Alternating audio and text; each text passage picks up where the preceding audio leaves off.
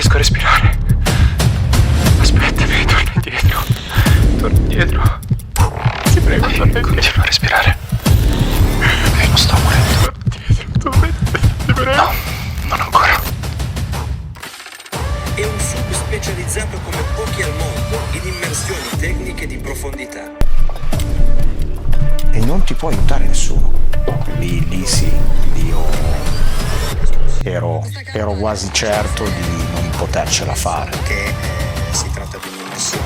Sapevo che comunque qualcosa sarebbe successo, e qualcosa di importante, perché le sensazioni che hai quando hai una malattia di quel tipo ti blocca parti e funzionalità del tuo corpo.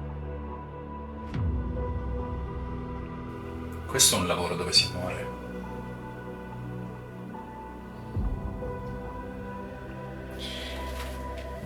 Sì, questo è un lavoro dove si muore. Questo è un lavoro dove si muore.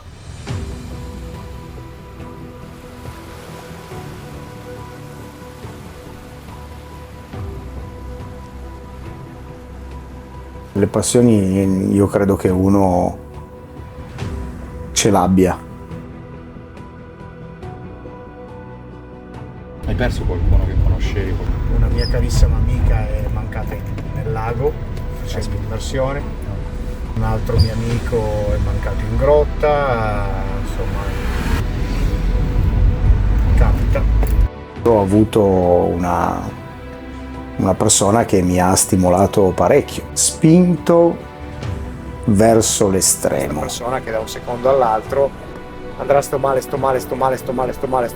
va giù, problema, sei in mezzo al mare, sei là.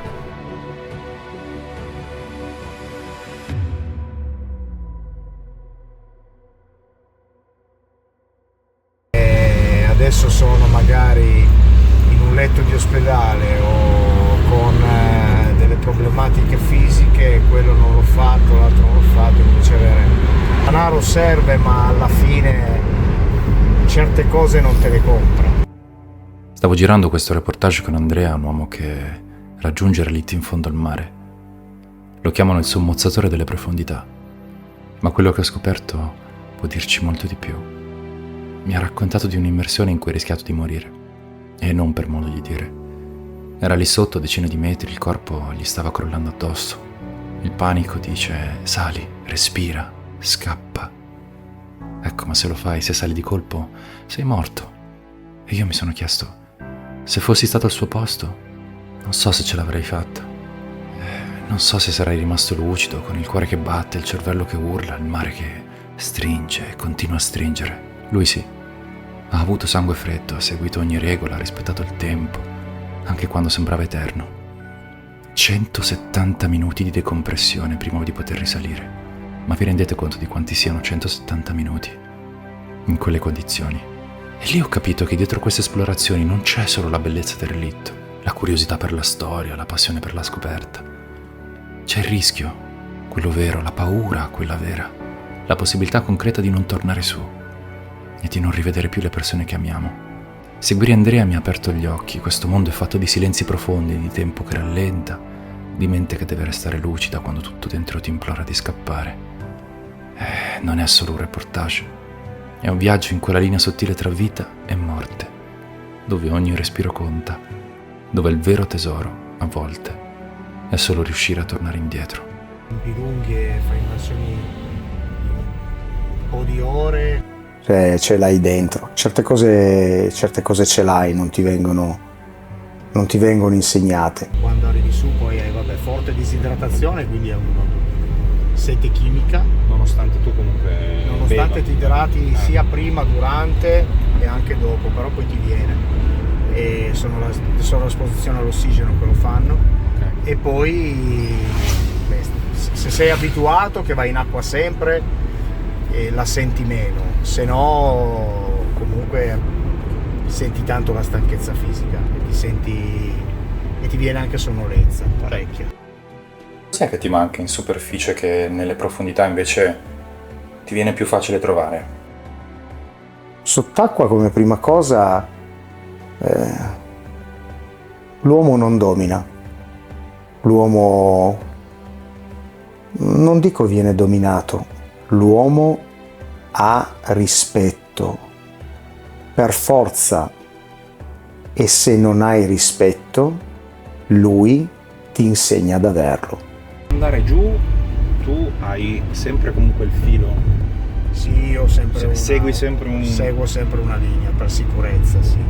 che viene rilasciata, diciamo, sempre da te, sempre in un certo modo, sempre con dei calcoli, o è abbastanza? Sì, diciamo che se c'è la rete del pescatore o il cavo del pescatore lo mettiamo a fianco proprio per sicurezza, per avere comunque Giusto. una linea di sicurezza dove poter risalire.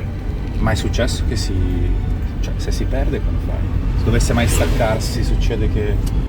La prima persona che ti può aiutare sei te stesso. E te stesso controllando quello che tu ascolti di te stesso dentro.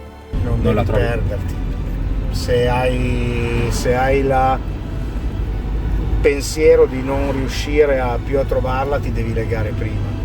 Fai il solito filo d'Arianna, ti leghi e tu comunque hai sempre una linea di riferimento che arriva sulla linea principale. E se tu controlli il dolore e impari in quel momento, in un tempo veramente ristretto, a conviverci, tu capisci che anche con quel dolore tu stai vivendo. Tu, Andre, sei stato vicino, diciamo, alla morte in più occasioni. Che rapporto senti di avere sviluppato? Che rapporto hai con la sensazione di morire? Capisci che non esiste un momento. Il nostro momento è la vita, e la vita può finire con uno schiocco di dita da un momento all'altro, in un secondo, anche mentre sono qua seduto su questa sedia. In un certo modo l'avere, il possesso, il potere, laggiù non c'è niente. Laggiù c'è quello che sei, la natura, il silenzio e l'ignoto.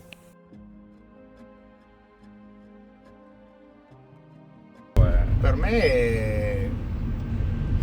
è lasciare, far vedere dove veramente l'uomo può arrivare. Mio papà non dice mai nulla, no? Sa, capisce, perché chiedeva in giro, chiedeva informazioni, e mia mamma mi dice sempre: io ho paura, so quello che lui fa, però se lui è felice e io sono felice, no? È quello che insomma che una mamma che si chiama mamma dice al proprio figlio. Mia figlia, gli dico sempre, sono un po' il carro attrezzi, quello di Car, no? Del cartone animato delle macchine, no?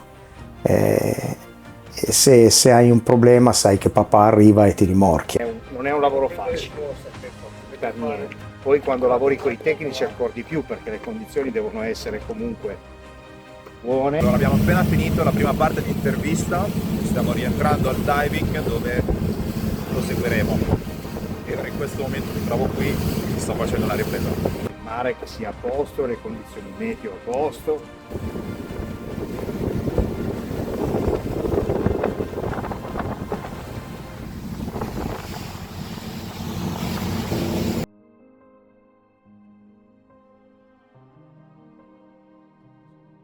C'è qualcosa che senti di tuo, che quando sei là sotto si libera, ti fa sentire libero? E non so, è come se qua ci fosse sempre qualcosa che ti tiene, non sei mai libero al 100% con te stesso. Sott'acqua è come se andasse via un grosso blocco dallo stomaco. Quando io scendo in profondità, quando io vado a fare certe esplorazioni, è come se quel blocco se ne va, sparisce. C'è stato un momento in particolare?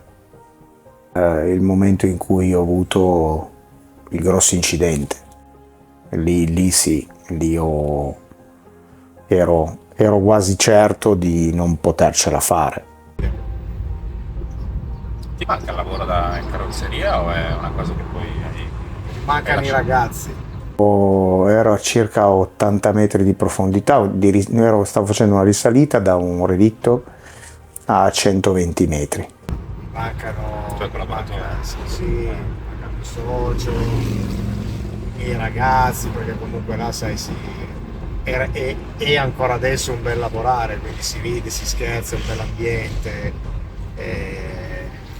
e comunque anche se io avevo creato un ambiente dove anche se si lavorava tanto ci si divertiva tanto, quindi.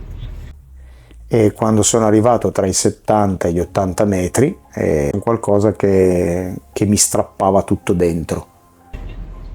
Sì, un po'. ogni tanto li vai a trovare? Sì, ogni tanto Sì. li vado a trovare. Qualche volta prendo anche la pistola in mano, c'è una macchina, quindi per non dimenticare.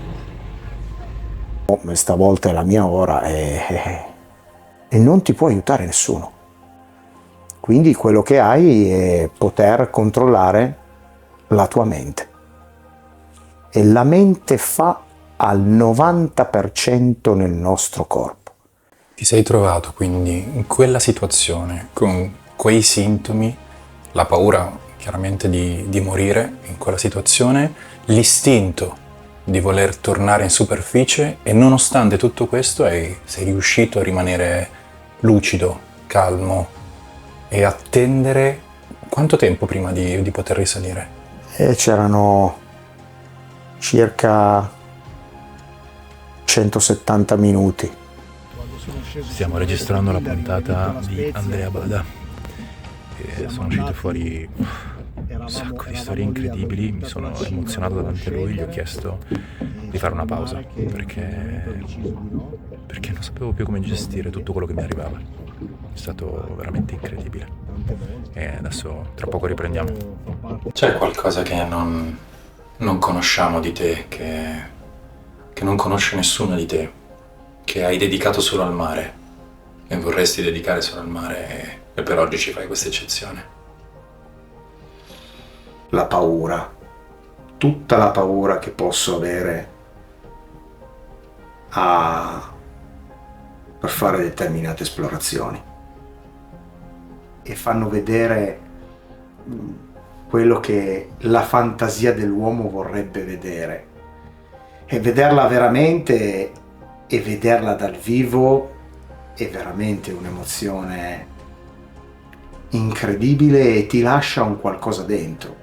E quindi mentre tornavo su e i primi metri da 130 fino a 100, a un certo punto l'emozione era talmente forte che mi sono messo a piangere. Il male, il dolore di rimpetto fa arrivare ad avere paura, no? La prima cosa che hai è la paura di morire, la paura della morte e la paura di non riuscire a uscire da quella situazione.